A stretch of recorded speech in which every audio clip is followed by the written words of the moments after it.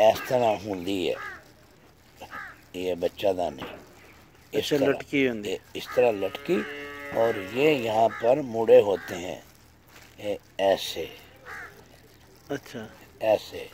तो जो 3 माह का बच्चे चेक करते हैं तो वो हाथ ऊपर आता है, इसके ऊपर आता है हाथ, तो वो दूसरी नाली में ये फिर और बातें भी हैं। ये जो ब्रॉड लिगामेंट हैं जिनसे ये लटकी हुई है, लगी हुई है, ये कहाँ, ये अब उस खाने में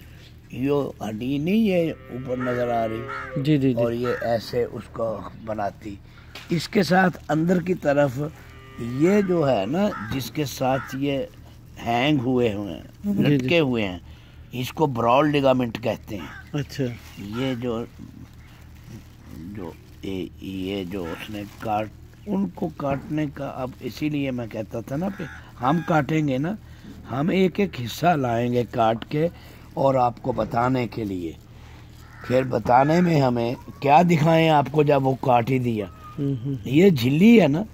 ये जिसमें ये ऑर्गन, ये जो सारा बच्चादानी का सिस्टम है, ये एक कागज़ के साथ जुड़ा हुआ है, और वो कागज़